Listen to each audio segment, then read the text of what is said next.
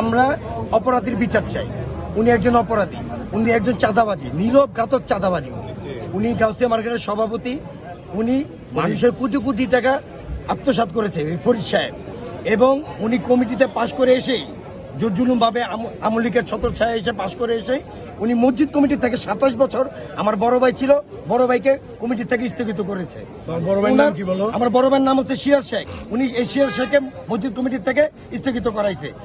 এবং আশপাশে যে মার্কেটগুলো আছে, নুন মেশন, তারপরে ইসমাইল মেশন, চিস্তিয়া মার্কেটের নির্বাচন ওনার বিরুদ্ধে গেলেই উনি জোর জুলুম ভাবে ওই মার্কেটের নির্বাচন দিয়ে দেয়।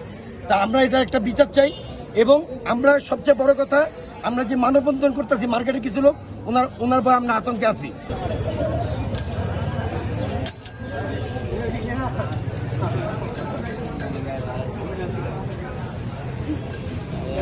পাওনা টাকাগুলা মানুষে আত্মসাৎ করছে। উনি সসম্মানে দরকার পড়লে থানায় গেলে থানায়, কোর্টে গেলে কোর্টে এই টাকাগুলো উনি দিয়ে দেন, দিয়ে একটা সুস্থ নির্বাচন, সুস্থভাবে মানুষকে ব্যবসা করেন, উনি পরিস্থিতি সৃষ্টি করে দেয়।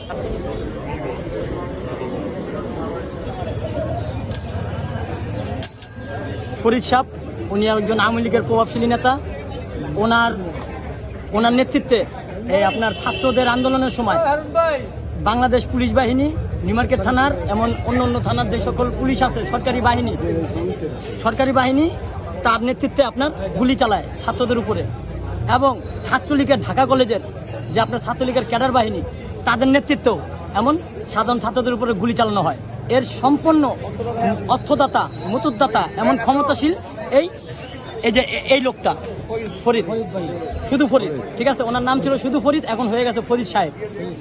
উনি গাউসিয়া মার্কেটের একজন মালিক সমিতির নির্বাচিত সভাপতি, সেটা হচ্ছে দখলকৃতভাবে।